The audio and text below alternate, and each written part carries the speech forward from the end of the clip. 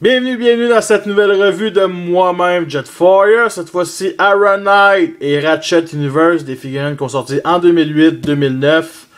Un an à peu près qui se séparent, vraiment long.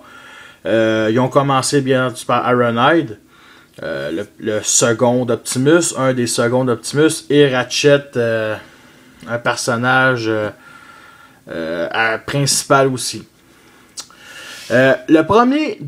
Je vais tout de suite parler du défaut. Le premier défaut de ces jouets-là, c'est bien tout ce qui est... Comment je pourrais dire? C'est comme si ça serait cassé. C'est comme si ça serait... Tout est pété. Tout est pété. Tout est comme... Tout est craqué. C'est ça qu'on peut dire. Fait que c'est ça le gros point négatif. Et c'est vraiment le seul vraiment en mode voiture. En mode camionnette, disons. C'est sûr que ces deux versions américaines, et honnêtement, les deux versions japonaises méritent beaucoup plus. Ils ont beaucoup plus des avantages que ces deux versions-là. Moi, ce que j'aime... Je veux dire, je les ai pognés parce que j'avais pas de budget, parce que je trouvais qu'ils me satisfaisaient bien. Puis honnêtement, après des années, oui, ils me satisfait encore. Argear ont sorti leur propre Iron Knight puis Ratchet qui a 100$ la figurine, qui ressemble beaucoup plus à un Voyager, puis qui ressemble beaucoup plus à ce qu'on voit dans G1. Honnêtement, si vous avez de l'argent, achetez-les, parce que ceux-là doivent sûrement coûter cher, parce que c'est des figurines que, comment je pourrais dire, ça me dérangerait pas qu'il y ait un autre Iron Knight puis un autre Ratchet qui se vendent dans la Ligue Universe en Voyager. Ça me dérangerait pas parce que eux autres, je les trouve corrects, mais sont juste corrects. Ils sont pas parfaits, sont juste corrects, tu sais, je veux dire, je vais les garder sûrement pour le restant de ma vie, mais je veux dire, c'est juste parfait, c'est parfait. C'est pas parfait, mais c'est juste acceptable comme les figurines. Bon, on va commencer par les détails. Les détails, c'est sûr que c'est flagrant, c'est la couleur. Le pare-choc ici, il est rouge, avec du chrome. Lui, il est gris plastique avec du chrome derrière. Les vitres aussi qui sont bleues, transparents.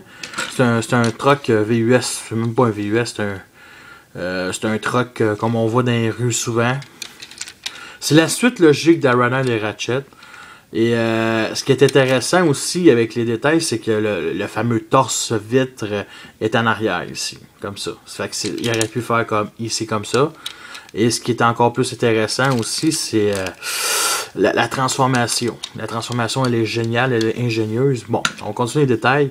Bon, ici, Iron Knight, par contre, une fenêtre de toit bleu. Lui, c'est bien entendu ses lumières. À part ça, vraiment, je trouve ça un peu bizarre, c'est qu'ici, c'est transparent. C'est transparent, on voit à l'intérieur. Mais ici, derrière, c'est tout peint bleu. Fait que ça fait un peu dur. Ça fait un peu merdique, merdouille. Et il y a aussi un défaut de cette figurine-là, surtout de Iron Knight. C'est comme le blanc plastique de Prowl. Ici, cette partie-là, ici, est toute usée, est toute maganée. C'est un jouet... Puis, c'est pas un jouet que j'ai vraiment manipulé souvent. C'est pas un jouet que je trouve pas que la transformation est compliquée, je trouve pas que la transformation est simple aussi, mais je trouve que c'est quand même un très bon jouet. C'est peut-être ça ici qui me dérange vraiment, c'est la peinture des calices. Vraiment un peu dommage. Mais bon. Bon, côté détail aussi, vers l'arrière. L'arrière, ce que j'aime, Oregon, elle pull. Pourquoi je sais pas que je dis pull? Pewtwo. Elle passe, elle pull, en tout cas, c'est pas plus grave que ça. Les lumières arrière qui sont bleues, vraiment bizarre. On voit la tête aussi transparente derrière la vitre. Lui, c'est Oregon, bien entendu. Cette partie-là, ici, qui peut descendre. Ici, vu d'en dessous, ce qui est intéressant, c'est les armes sont cachées ici. Les mains sont cachées ici, on les voit, mais tout est caché. Tout. Ça, c'est la fourche, mais tout est caché. Il y a même des petits détails ici et ici. Mais bon, à part ça, vraiment, ici, la comparaison... bien entendu, la ligne blanche, la ligne rouge avec le signe de pulsion cardiaque sur le côté. Ici, ce qui est un peu dommage, ces deux figurines-là, ça manque de logo Autobo. C'est vraiment, vraiment un petit peu dommage parce qu'ici, il est vraiment fait pour que ça gagne un logo. Et j'aime bien aussi la trace rouge. Mais je crois que la version japonaise, elle est beaucoup plus belle que ça. Mais bon. Assez parlé, on commence la transformation. Aronite. La transformation, elle est efficace. Elle est efficace, elle est ingénieuse aussi pour une figurine. Et puis, elle est un petit peu compliquée. Un petit peu pour un enfant, je dirais. Mais bon. Là, ça. On sépare cette partie-là. Comme ça. On tourne cette partie-là ici comme ça. Celle-là, on la monte comme ça. On ouvre cette partie-là aussi comme ça. Et on le glisse comme ça. Pour former les genres de jambes, c'est bien simple. On ramène ça comme ça. Comme ça. Les fameux, ces pièces-là, on les ramène comme un genre de talon. Et nous avons déjà les jambes. Fait que c'est déjà un bon point. On va monter un petit peu la caméra. Le reste, c'était quand même un petit peu compliqué, oui puis non. Mais ça se fait tout seul, ok? Cette partie-là, ici, on les écarte. On enlève aussi le pistolet d'Aronite. On voit sa belle petite tête. Cette partie-là, ici, on les glisse comme ça. Et tout est supposé finaliser, se clipser comme ça.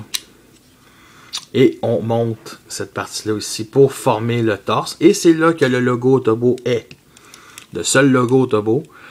Et on s'arrange pour que cette partie-là ici, on la met comme ça. Et on la clipse. Comme ceci. Bon. Cette partie-là, on la twist. Et on forme les bras comme ça. D'une suite logique. Et nous avons notre Aronite mode robot. Et pour mettre l'arme, on va la mettre côté mitraillette à Aronite. On le met comme ça. Ici. Et on glisse. Et on pousse assez durement. Là, il veut vraiment pas. Là, c'est vraiment stupide. Ok, ouais.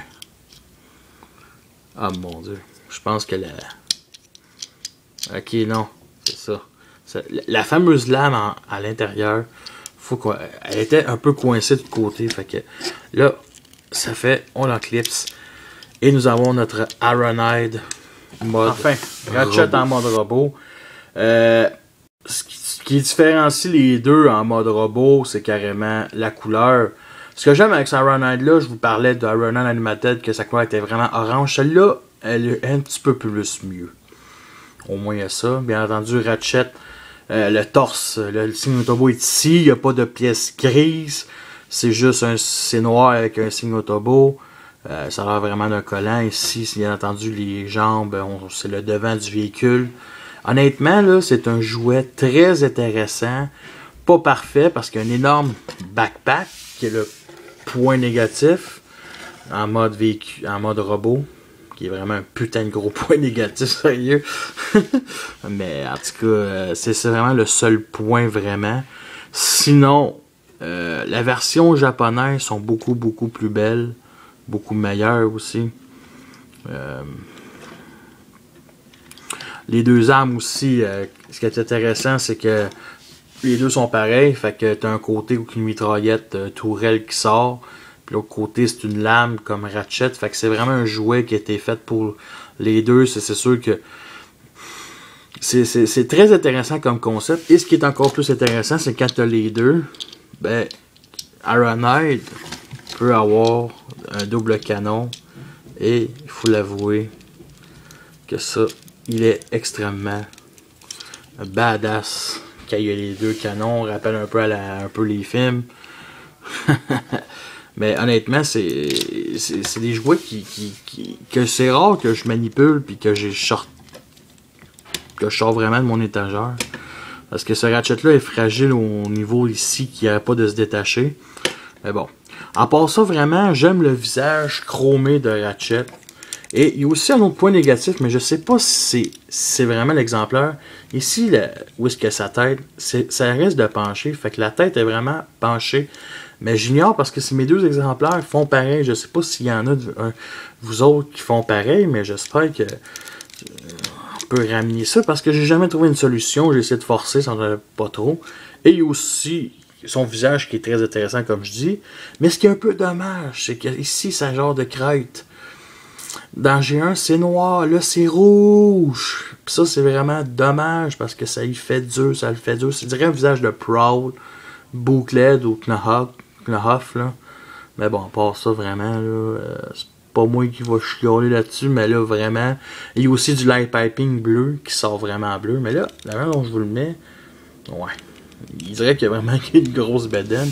Iron par contre, son visage me... Je sais pas s'il est magané, mais honnêtement, il est bleu quand il devrait être blanc. Par contre, il a quand même un beau visage, un beau casque. C'est peut-être ça qui me dérange un peu. C'est peut-être le visage bleu qui m'intéresse. La même sorte de bleu qu'on voit sur les vitrines ici. Fait que c'est vraiment un peu dommage. Sinon, peux-tu leur faire une belle petite passe qui se protège entre eux autres? Ouais. C'est ça le problème avec ces pieds-là. Ouais, pas pire. On peut les faire marcher au moins. Mais à part ça, comme je disais, ils se détachent facilement.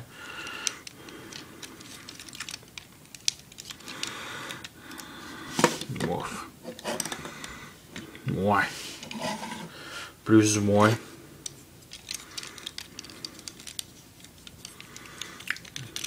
Mais bon. Pour les articulations, c'est bien simple. Il y en a quand même pas pire. La tête qui tourne pas 360 degrés malheureusement. Ici, cette partie-là peut aller. Sinon, ici aussi une articulation, mais ça sera une pièce de transformation. Et bien entendu, le coude en avant seulement. Et la main, 360 degrés sur un bas-joint. Et bien entendu, peut se mettre comme ça. Ça, c'est pour, bien entendu, une étape de la transformation. Et ne peut pas mettre une autre arme que son arme principale. Mais, honnêtement, regardez, les mains sont quand même bien détaillées. Sont petites, mais sont bien détaillées. Ça, c'est très surprenant. Pour ça, l'articulation, ici, 360 degrés, mais c'est une pièce de transformation. Articulation, ici, comme ça, on peut se lever. 360 degrés ici. Le genou, en avant, en arrière. Un peu limité en avant. Et le pied, qui est intéressant, il est quand même un gros, gigantesque pied. Sur un bas-joint et comme ça. Par contre, on peut juste faire ça. Sinon, les autres articulations sont vraiment limitées. Pour la transformation du mode robot à mode véhicule, on enlève l'arme de Ratchet. On lève cette partie-là ici. Comme ça. On essaie de... Ouais, c'est ça le problème avec ce jouet-là.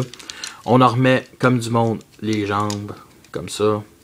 On ramène ça ici, cette partie-là, comme ça.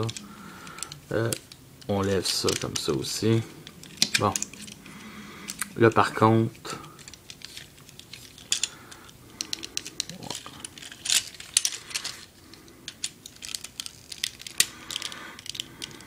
Bon. On ramène ça comme ça. Comme ça.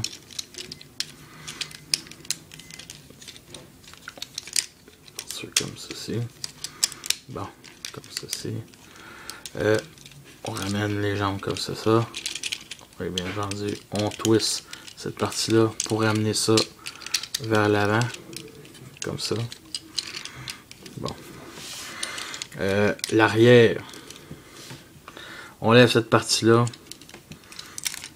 On ramène ça comme ça. Ouais, comme ça. Les roues, on les ramène comme ça. Je pense que c'est assez.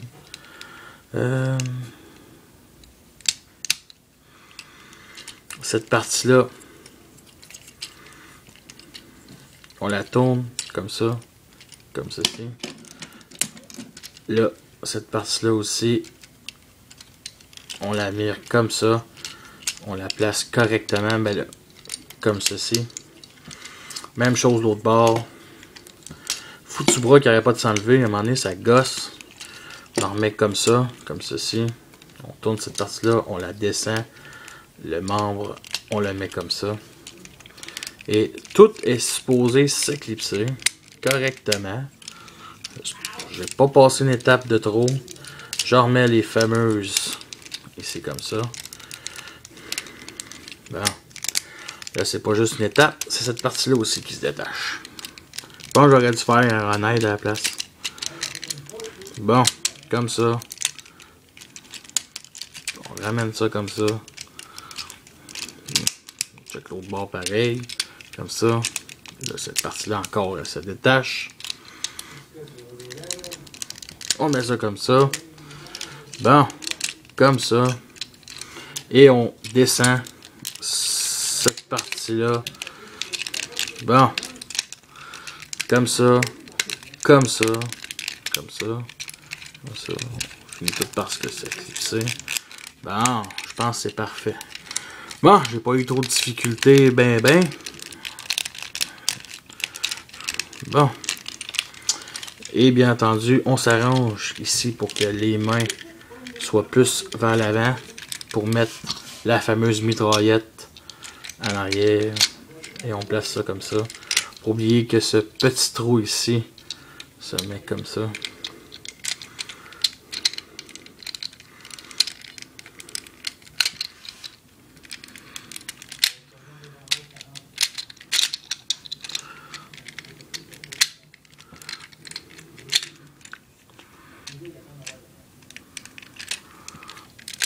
Bon. Et nous avons notre mode véhicule Ratchet. Malgré tout, est-ce que c'est deux figurines qui en vaut la peine? Oui et non. Oui pour la version. La version américaine est correcte, suffisante, mais si vous voulez une version plus G1, c'est vraiment la version japonaise. Il va coûter une petite beurrée aussi. La version japonaise qui est beaucoup plus beau. Que je sais Caroline est beaucoup plus rouge et elle a la fameuse ligne jaune et Ratchet a son casque noir. Puis sûrement beaucoup plus détaillé. À part ça, sinon il y a les versions en guerre. Puis sinon, je dirais vraiment c'est deux figurines qui en vaut la peine. Leur prix, c'est sûr que c'est limité, c'est pas des figurines extraordinaires. Ce que nous donnait à la Ligue Universe, mais c'est des figurines qui ont eu leur moment de gloire. Puis c'est deux personnages très intéressants aussi. C'est quand même des secondes d'Optimus. Puis ils sont toujours là. Peu importe dans n'importe quelle série, ils sont toujours là. Et j'espère qu'ils seront toujours là parce que c'est deux personnages qui méritent vraiment de rester dans l'univers Transformers. Et méritent aussi qu'un nouveau univers. Ils ont bien refait Sunwave, Fall of Cybertron. Ils ont refait plein de Bumblebee. Ben ça, c'est tout à fait logique. Ils ont fait plein d'Optimus Prime, plein de Megatron. C'est un peu logique aussi qu'à un moment donné, ils nous sortent un beau Ironite et un Ratchet qui va améliorer ceux-là. Fait que sur ça, je vous laisse et la prochaine sera J'en sais rien.